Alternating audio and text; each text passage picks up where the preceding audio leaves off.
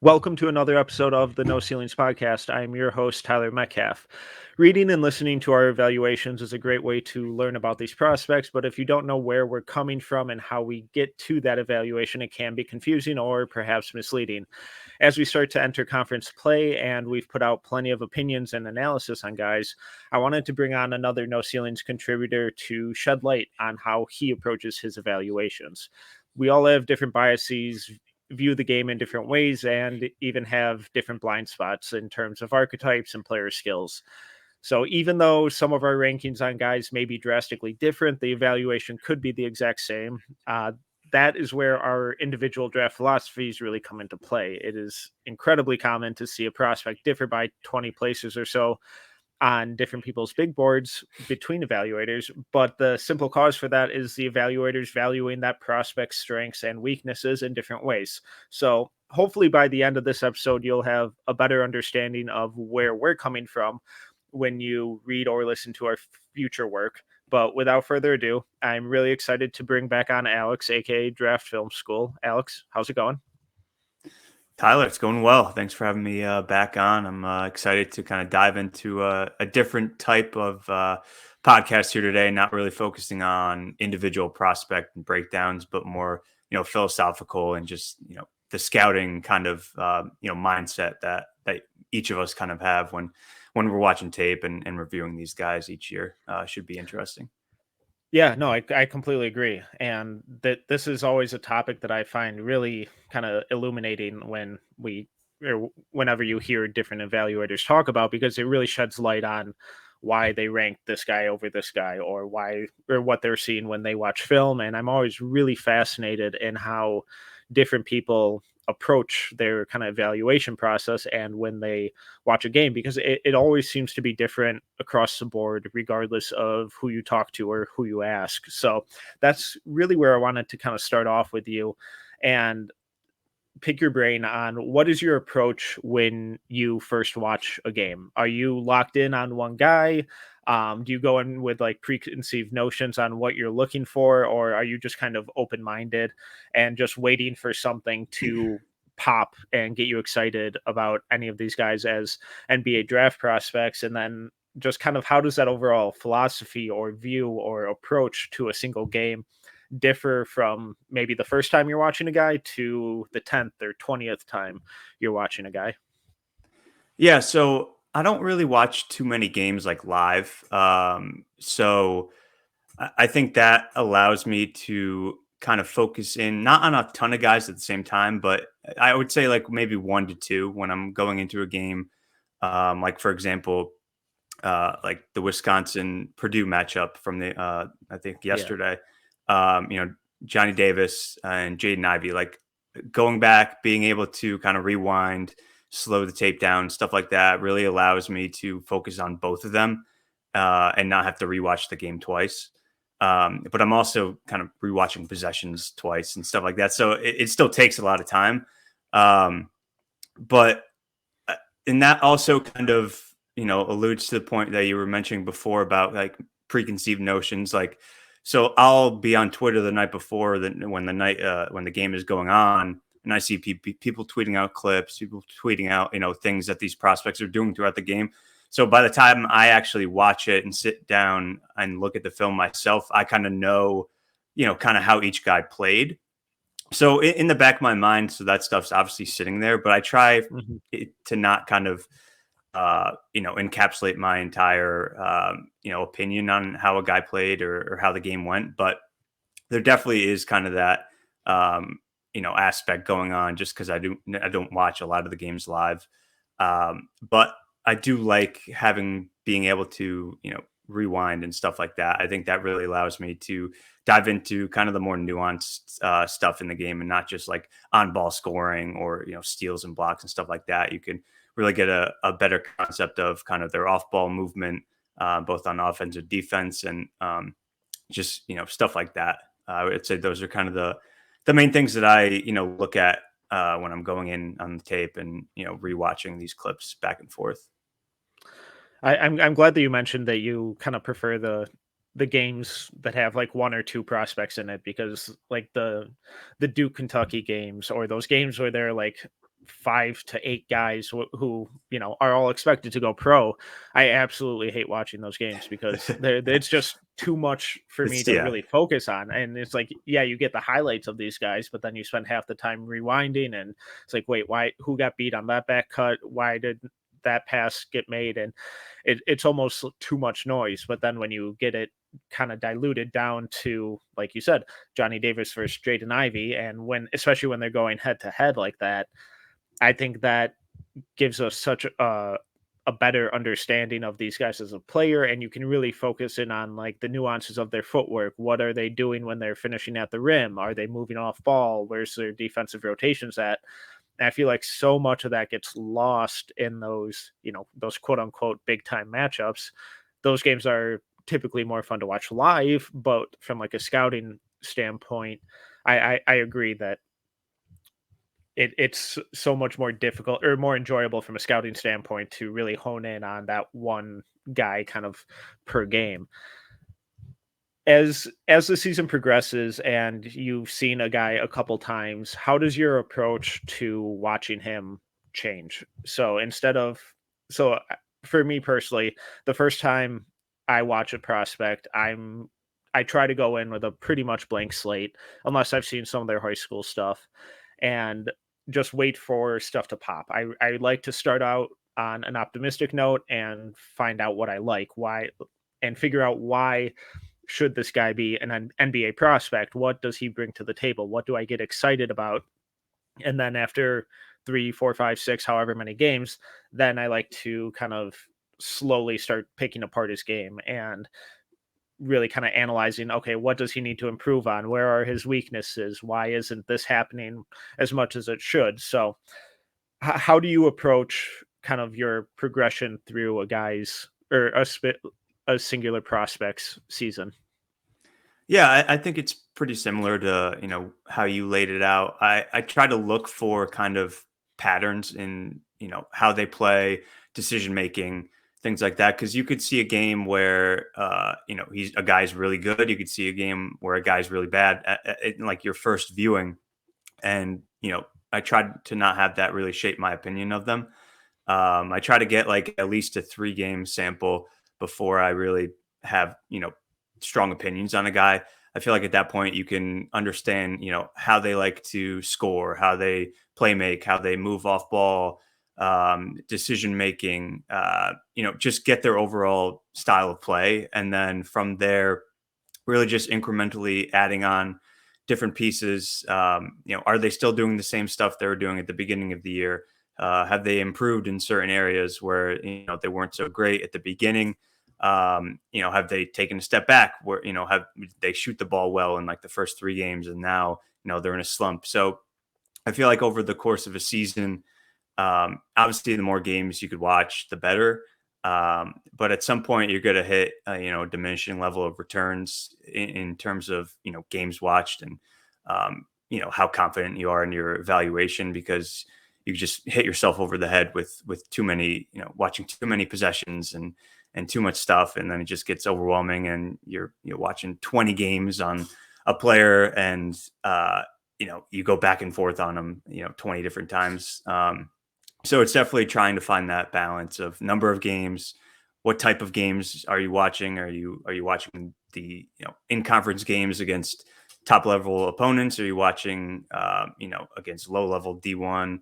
So it's always trying to find that balance. So I always try to find games where are kind of the middle ground in between like the kind of outlier really good games and the outlier really bad games. Watch a couple of those, watch, a couple of the really good games, watch a couple of really bad games, and try to kind of take all those data points from the different types of games that they have and kind of come up with an overall kind of evaluation. Yeah, and selfishly, those really good games are obviously the ones that are way more fun for us to go back and watch, because it's Yeah. like we want to see these kids perform and excel, and that's when they really jump off the page. And when you watch a guy go for 40, it's a lot more enjoyable than when we have to watch him go 2 for 12 for 6 points or something. So while those breakout games, those explosive outlier games are more enjoyable, they're also the outliers. So they come fewer and farther between. When the guy isn't having those nights where he isn't dropping 30, 40 points and instead is shooting poorly or not really getting his shots off at all and he's not scoring, what are you looking for him to be doing? Are there specific skills that you look for that kind of counter that, or is it just kind of more archetype based? Yeah, I think it's definitely going to change, by the type of player. So if let's say like an on-ball scorer guard, Mhm. you know, is their main driver of the team's offense, but that night, the defense is really keying on him, and he either he's not shooting the ball well, not getting good looks, stuff like that. So I for that specific type of archetype, like I would like to see, some more playmaking pops. If doubles are coming, is he hitting the open man quickly? In pick and roll, is he kind of hitting the second side read if the defense takes the first one away? So things like that, I think from a scoring like standpoint, just making sure that if he's not getting his buckets, that he's still positively impacting his team on the offensive end by playmaking and get his teammates open looks. Because you would think at the end of the day, if they're not getting good looks, that they could try to help their teammates get good looks. At some point, no team is going to play perfect defense. You should be able to get a decent look off. So just having, that aspect in looking at scoring guards, and then some more off-ball guys, I think it's a little more difficult because they may not have the number of times that they can impact the game just because they don't have the ball in their hands. Like a Kendall Brown, for example, Mhm. he goes games where he takes two shots. He'll make one and miss one. So he could be, a tricky evaluation from that standpoint, just because, the numbers might not pop out at you. But for him, it's all about, and guys like him, it's all about off ball movement, screen setting, defensively, getting into passing lanes, staying active off ball, knowing where to be, making rotations, and that's the key for kind of everyone on defense. But just for guys that might not be getting in the game as much as they'd like to, as much as you'd like to see them offensively, it's how can they stay in the game defensively and really be paying attention and not making that kind of frustrations lapse over to the defensive end. Yeah. And so as evaluators, we all have our little different nuances and what we enjoy, what we value a little more, and kind of what turns us off. And that really differs. If you ever scroll through draft Twitter, it's incredibly different all across the board. So something I'm always fascinated by is where people miss on. And you know, I miss plenty, and I think a lot of that comes from or specific archetypes that I kind of struggle to really get a grasp on, because I just, for one reason or another, I just struggle to see them translating to the NBA. And all of us miss. It's good to be wrong. That's how we learn. That's how we get better. So, Alex, what is an archetype that you typically find yourself missing on or struggling to get a clearer evaluation on?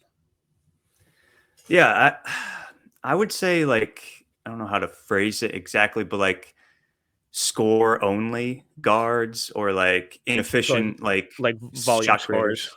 Yeah, exactly. So like a guy who I missed on, like Anthony Edwards. Like I had him fourth, so it's not like I had him out of the lottery or something crazy, but he's obviously a top two player in that draft. Mhm. But he was a tricky evaluation for me because obviously he has all the tools physically. He was a great shot creator, but he really settled for the shot way too much. With a guy with his frame and everything, Didn't really get to the rim as much as you'd like to see at the college level. Wasn't always engaged when he didn't have the ball in his hands. So guys like that are always like a tricky evaluation for me. Obviously, Anthony Edwards is, taking huge strides this year, had a good rookie season as well. So totally wrong on having him fourth in that draft. But like other guys in the past, like last year, Cam Thomas was a tricky one for me as well. I still had him 30, so I kind of hedged my bet there and tried to learn from my mistakes a little bit so I wouldn't get killed on that one. But obviously, one of the best scorers in the country, no doubt, at the guard position, but didn't really do anything else. Didn't really do much defensively. Not a lot of passing flashes there. But he can get his own shot whenever he wanted, and that's obviously one of the most important skills in the NBA. But it's just how much do you weight that in at least the guard position? Cam Thomas is 6'4", I think. Anthony Edwards is 6'5" ish, but he's a freak athlete, so that kind of changes positionally what he can do. But that's always been kind of a tricky one for me, and like a guy that encapsulates that in this draft is Jaden Hardy out of the G League Ignite. I was never I wasn't that high on him coming in. I know a lot of people kind of had him as a top 5 guy coming into the year. I had him, I think, outside of the top 10 coming in. He hasn't been as great as advertised in the Ignite program. Obviously, they're going against tougher competition than college basketball, but he also doesn't have the athleticism that Anthony Edwards has. He does have pretty good skills getting into his own shot, even though he is kind of not a great dribbler. When he attacks the basket, he can sometimes lose it, but when he has really good step backs and side steps, stuff like that. So he's been kind of the one guy in this class I would kind of highlight in that archetype where I don't really know where to put him. And I don't really see the top 10, prospect that other people might see that kind of, look for shot creators and really value those guys in the top tier. Yeah, I'm glad that you brought that kind of style of player up because I feel I'm kind of in the same boat with you where I'm not sure that I necessarily struggle with it. That type of player isn't my favorite player to kind of incorporate into the NBA and like a team system because they're typically, shoot first, second, third, fourth, and then maybe pass fifth type of guys. I was in the same boat with Anthony Edwards where I think I just ended up overthinking it, and the athleticism was absurd. And he's kind of similar to LaMelo, who I think we'll also talk about here in a little bit. But his ability to buy into an NBA team and that system and that culture, translated immediately into something we never saw from them at lower levels. Cam Thomas is another guy. I was right there with you. I kept him in the back half or the very end of my first round because the shot making and the space creation and all that was absurd, but he didn't do anything else. And then he started showing awesome skills and it translating immediately to like the G League and Summer League and some of his early NBA appearances. And then that I got a lot of kind of Cam Thomas vibes with Jaden Hardy. It's just Hardy's one of those guys where I feel like I'm going to regret being too low on him. So I'm trying to hedge my bets by still keeping him in that late lottery area, as he was projected as this awesome kind of on-ball scorer, shooter, but it's been really inconsistent. What have been your kind of biggest gripes with him so far? Yeah, I think the handle is, I think, my biggest kind of hiccup with him right now. As I mentioned, he can get into his own shot.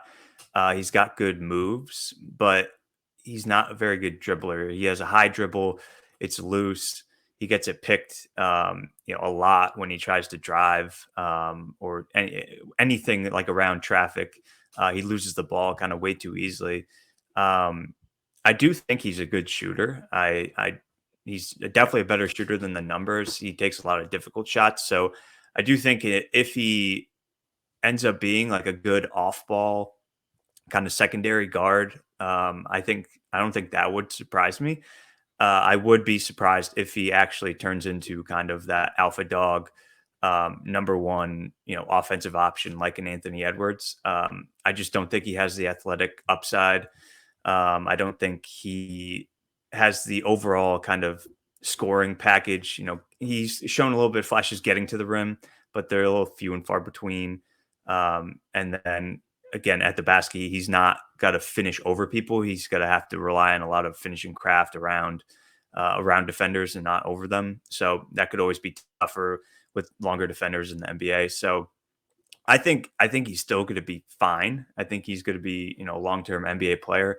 I just don't know if he'll ever reach that kind of, primary scoring option on a good team level that a lot of people were kind of expecting of him coming into the year.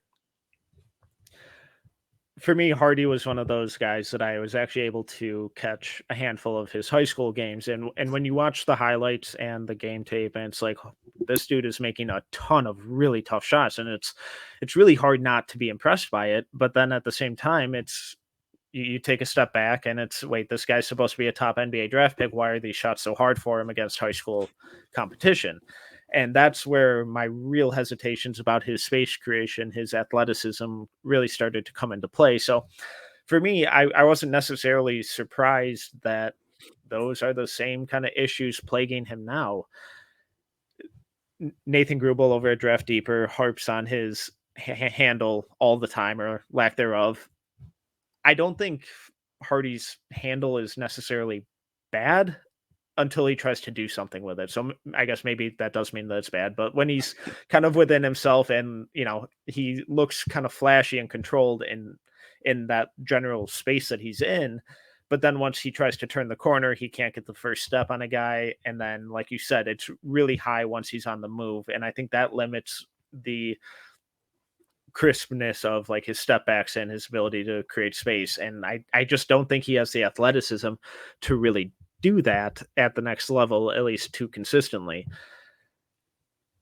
I don't think it's also all doom and gloom with Hardy, though. I really like his shooting. I think he will be a good shooter at the next level, especially if he's put in more of an off-ball role instead of a lot of the on-ball reps he's getting with the G League right now. And then something else that I've been really impressed with that we never got to see out of Cam Thomas is the kind of improved playmaking. I really like that once Hardy is getting in the paint and in the interior, his passing with either kickouts or, dumping off to the big man in the dunker spot or on the roll has really improved since his high school days. Are you seeing anything similar with his passing? Do you think he can do more things than just be that kind of off ball inefficient scorer at the next level? Yeah, no, I'm glad you brought that up. I actually do kind of like his playmaking. I think the Ignite, program has really thrown him kind of into these uncomfortable situations as being kind of a primary pick and roll ball handler, which is good. It's a good learning experience for him. I think it's really increased his playmaking ability. Going back to his high school tape, there was a pass every other game that was like really nice, but he was taking like 40-30 shots a game, so it wasn't many opportunities to pass the ball. But I think he's a pretty decent playmaker. I don't think he's anything crazy, but he's definitely better than he was in high school, and I don't think that he can't get better. I think he could be totally good, kind of second side creation, shot creator and distributor. Again, is he going to be a primary on ball, creator, both passing and scoring? I don't think so, but there's nothing wrong with that. There's only a handful of guys in the NBA that do that on a regular basis and do it at an elite level. So that's no kind of negative on his part. I think it's just going to be, if you're going to throw the offense and give him the keys, I think you're going to struggle, and you're kind of seeing that with the Ignite team. He's kind of being thrown in the fire, and he's working through some things, which is fine. But at the NBA level, you're not going to have that luxury. If you're not good, you're not going to play. So it'll be interesting to see, the team that drafts him, how they utilize him. And then, I could be wrong on everything I just said, and he could turn into the next star. I don't know.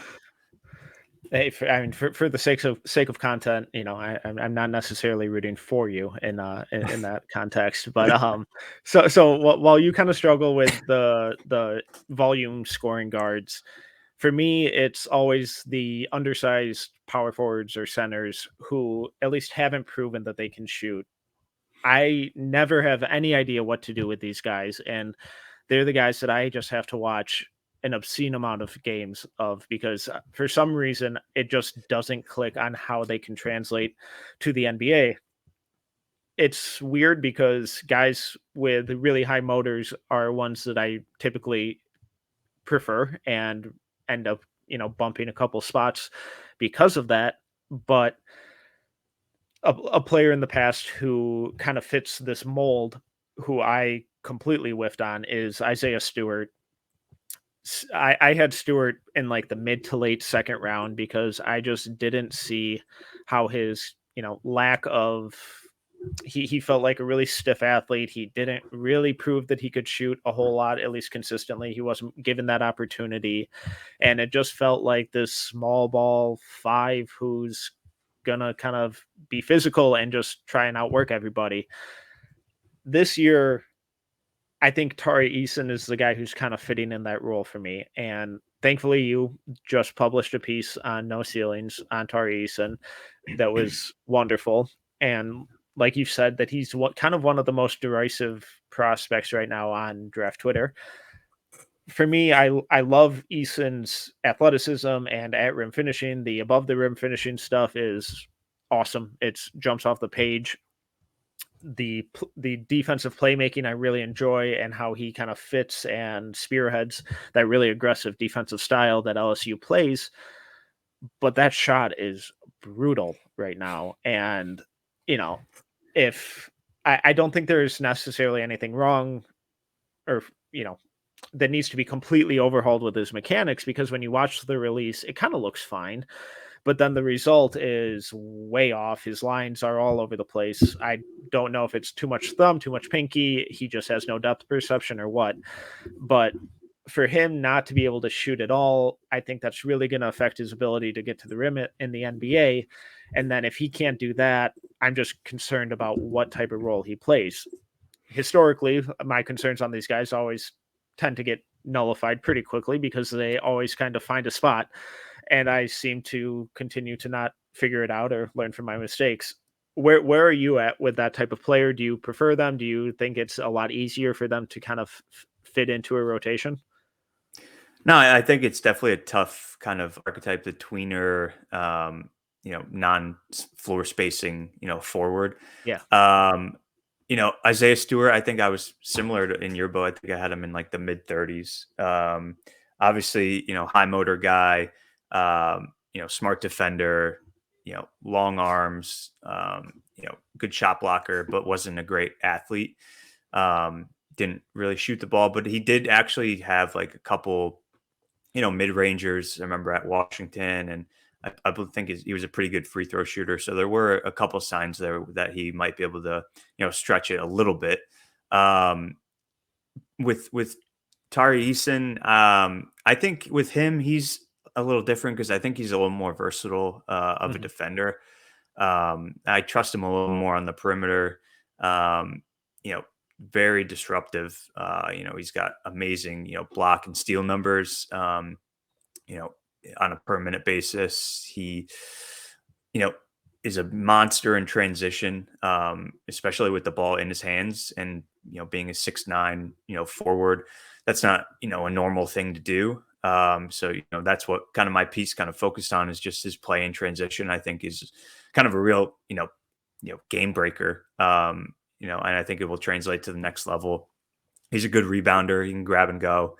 So I think he's kind of like a different style of this like hybrid forward who can't shoot.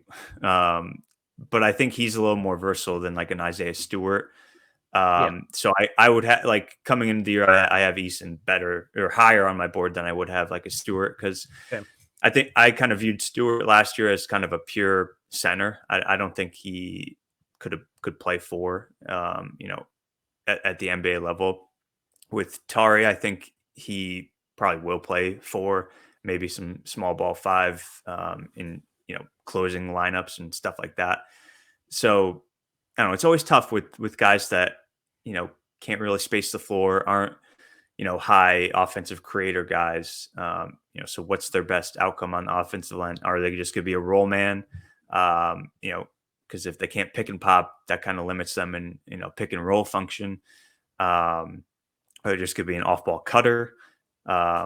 So I mean, they really have to, basically it comes down to the defensive end, and they really have to step up their game defensively to kind of warrant first round grade draft pick, in order to kind of make an overall positive impact on the game. And those guys are tough to come by, just purely monsters on the defensive end, but can give you enough offense to kind of make up for the lack of their overall offensive game. It's definitely a tough kind of archetype to look at. But yeah, I think those two guys are kind of good examples of ones that I think Isaiah Stewart has done pretty well for himself in Detroit so far. I think he's definitely, I think he was drafted though 16th or something. Which so stunned me. Yeah, so definitely higher than what I expected, but looking back, I think totally fine value for that pick. Maybe limiting a little upside, but you're getting kind of an immediate impact guy, and I think could be a similar story for Tari, where he's going to give you pretty much immediate impact in transition on defense, and then you hopefully he can add a little bit more in the half court offensively. And then you take him maybe at 16, 18, in that range. I don't think that would be too high, especially in this draft class. Yeah, and while there are those archetypes that we always struggle with, and maybe turn us off in some aspects, there are also those that we completely buy in on and seem to click with and just kind of fall in love with right away. For me, that one is like these toolsy combo guards, if that kind of makes sense. They're not necessarily a point guard, but they're a little more on ball dominant than a shooting guard. For some reason, these players are ones I always fall head over heels for. A lot of times it gets me in trouble because they don't have that clear role in a rotation. But I think some of the star upside there is really fascinating and can be really important for how NBA teams build out their roster in pursuit of a championship. But since we're staying humble here, I want to start off on where I've missed and where I've been completely wrong. And the first one that comes to mind is Kyrie Thomas for me. Kind of combo guard out of Creighton a couple of years ago. I had him as a late lottery prospect, and unfortunately that did not turn out. There's still time. I'm not giving up hope. His numbers last year for the Rockets were absurd. Don't look at the sample size though. Just trust me. But while there are always those Kyrie Thomases, there's also the Donovan Mitchells, who I had as a top 4 or 5 guy in his year. He ended up falling. He's turned into a superstar. This year, the guy that really gives me those combo guard vibes, who do a little bit of everything in all areas of the game, is Johnny Davis, who I'm by far the highest on of the No Ceilings crew. Our big board should be coming out on Thursday, and I promise that I was the highest on Johnny Davis. Everything he does on the floor, I absolutely adore. And I promise this isn't reactionary to just the Purdue game. I promise it's not just that. It's not. I've been annoying everyone in the No Ceilings chat for weeks about Johnny Davis. And he was a guy who I had as a fringe first rounder coming into the season because I liked the flashes and the way he played the game last year. I was not expecting this level of jump, and his 3-level scoring versatility, his ability to get to the free throw line, his defensive effort, screen navigation, off ball awareness, I think is all really, really special for that archetype of player. Alex, talk me off the ledge. I I know I talked too much about Johnny Davis, but where are you at with these kind of combo guards who do a little bit of everything? Yeah, I mean, I don't think I could talk you off the ledge because I think I might be on the ledge with you. I think I'm right behind you on the Let's ledge, jump. on the Johnny Davis bandwagon. But yeah, I mean, so we talked about kind of score only guards like earlier, where I kind Mhm. of have difficulty with.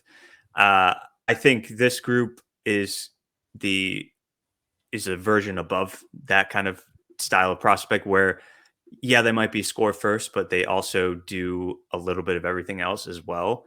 Like Johnny Davis, for example, obviously score first guy, but he does it efficiently. He does it at all three levels, and he's a really good defender.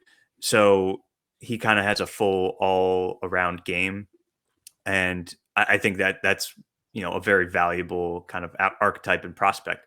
Might not be all world in defense and everything else, but he's very good at a lot of different things, and just having that versatility and kind of that baseline understanding of how to play basketball all around game, I think is super important.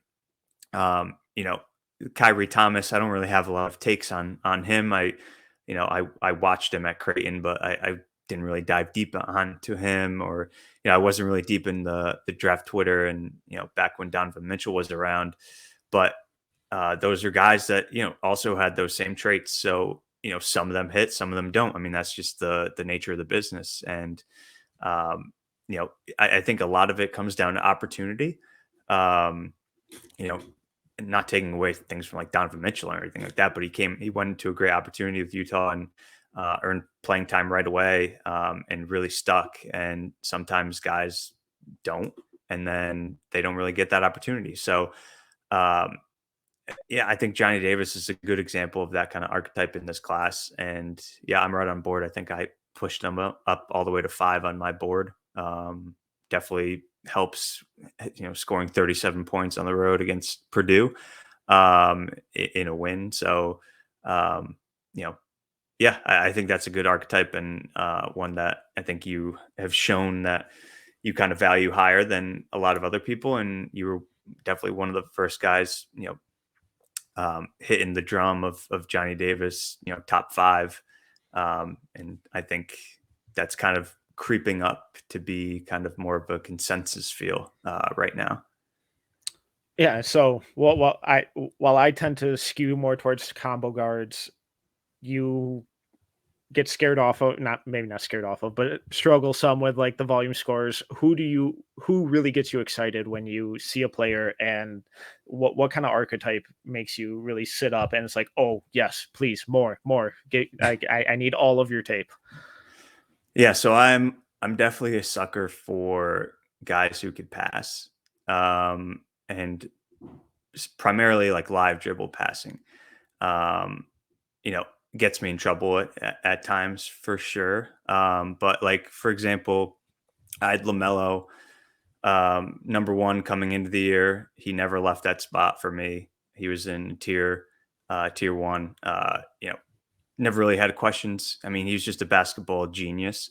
Um, so I never really had doubts. I didn't really care about the funky mechanics on the shot or the lackadaisical defense. He was an elite passer. He was going to walk in the NBA as a top 5 passer. And I was just going to bank on that skill being translatable right away. And it has. Um, Similar with Cade Cunningham last year. He was my number 1 coming into the year. He didn't leave that spot. Um, he struggled at the beginning of his career, but he was coming back from an injury. So he's been playing better a little bit of late. That Detroit team is kind of in a messy situation right now, especially floor spacing wise. So that's kind of limited kind of his playmaking, I feel like.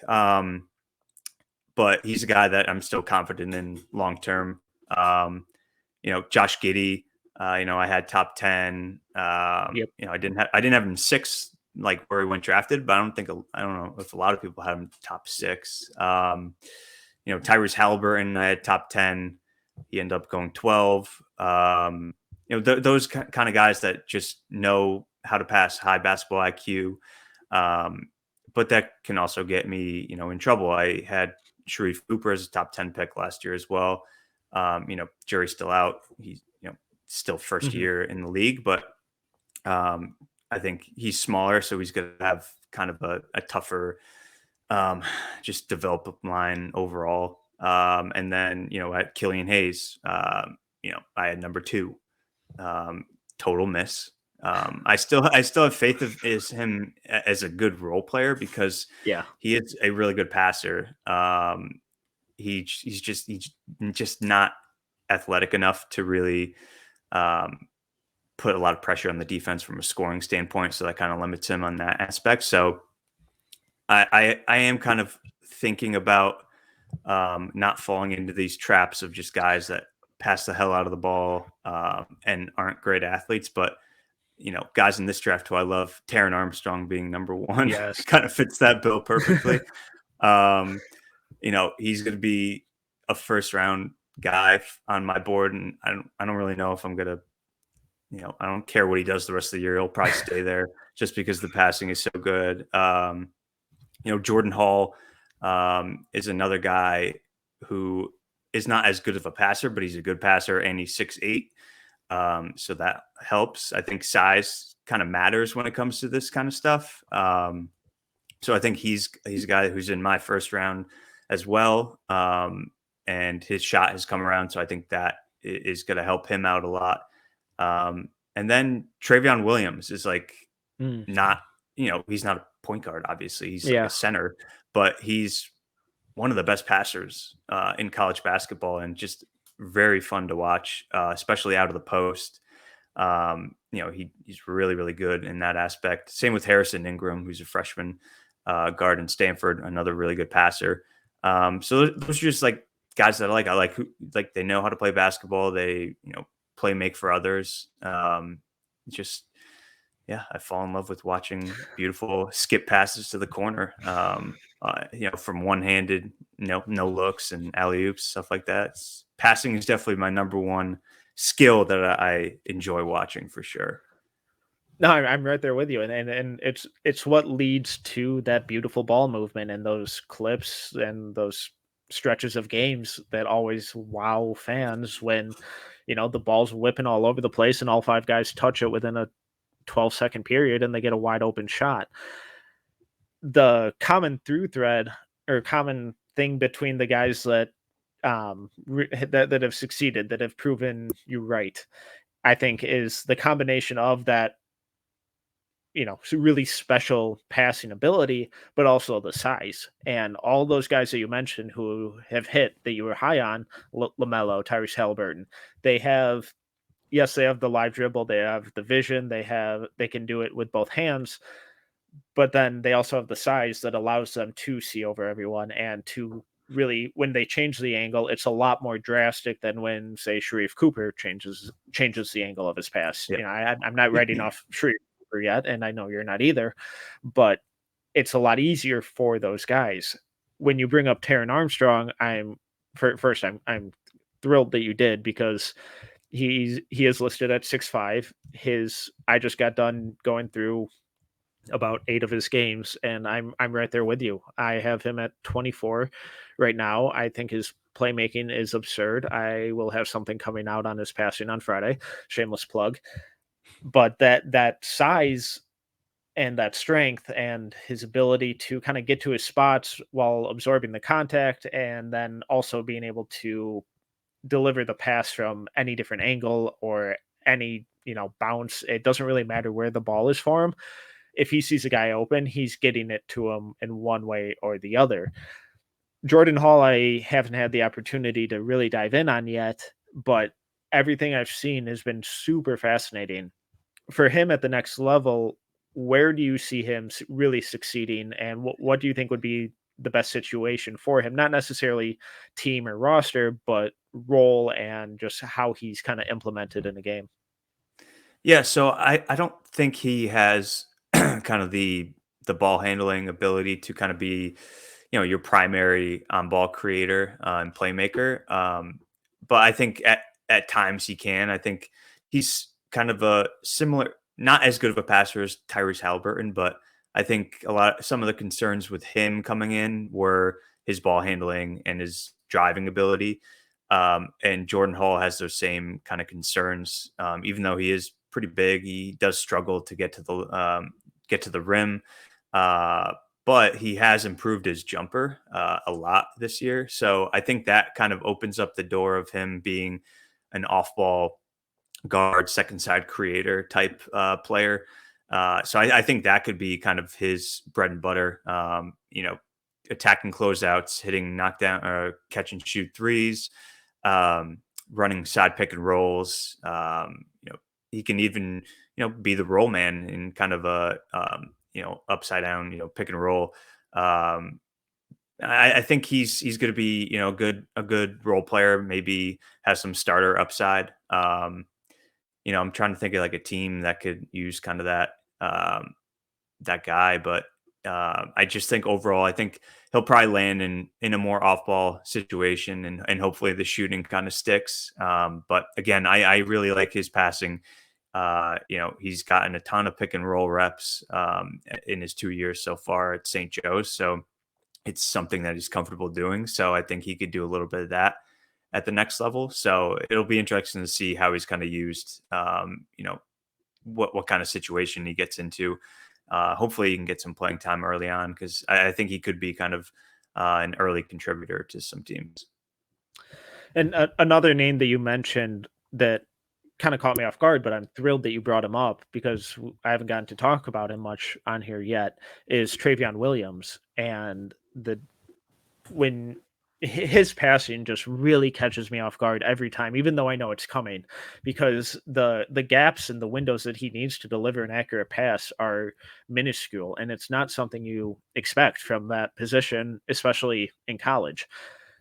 5-8 years ago, there may not be an NBA role for Trayvon Williams, but as we see kind of the playmaking get distributed throughout lineups now in the NBA with the increased spacing and player movement, I think there's a really good shot that we see Williams, being a contributor to a rotation in the NBA next season. Do you think that are you kind of on the same page with Williams as of now? What do you see him kind of really excelling at? Why did you feel like his name needed to be mentioned in this pool with Taran Armstrong and Hall and LaMelo with these levels of passers? Yeah, I think he just keeps the ball moving. I think he makes an offense flow very well. It's not You're not going to throw it in the post to him and he's just going to stick and not pass out. He's actually looking to pass out of the post more often than not. So I think he's going to be a very fluid offensive piece for a team. At the power forward center position. He's a really smart player, knows where to be. I think the biggest question mark with him is kind of on the defensive end. What can you expect from him as kind of a rim protector? Um, you know, on offensively, he's shown some signs of shooting, but I think he's averaging less than 1 3 a game. But he's shooting like 43% from three. So, uh, you know, can he stretch the floor? Maybe, maybe not. But I think his best position overall is probably going to be center. So if you're throwing him out there and he's kind of your only rim protector, I think you're kind of going to struggle defensively a little bit. I think he has the physicality for sure to kind of bang down low with guys in the post.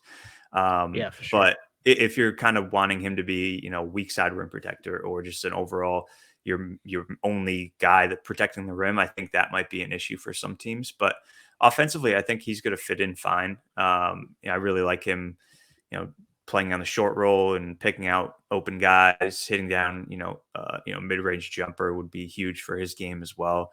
So I really like him as kind of a late first round pick at this point. I think he might not have a ton of upside, but kind of what we were talking about with like an Isaiah Stewart. I think he could immediately impact the team. I think more so offensively than Stewart, Mhm. but probably less so defensively than Stewart. For sure. And I think that's kind of a good place to wrap up. Hopefully this talk gave our listeners a better understanding of where we're coming from when they listen to us in the future or read our stuff, and kind of just gives all of you a better context of how we view the game, what our approach is to watching and evaluating what we value when we do watch these guys. But Alex, as we do every episode, what is the best thing you've seen in the basketball world recently? So I won't say what everyone else would say in the Johnny Davis explosion against Purdue. But I've been watching Darion Sebron a lot over the past couple of days, and primarily his game against Florida State, New Year's Day, 32 points, 7 assists, 5 rebounds, was 12 of 14 from the field. Got to the line a bunch, really dominated them in transition, got to the rim whenever he wanted, really kept NC State in the game.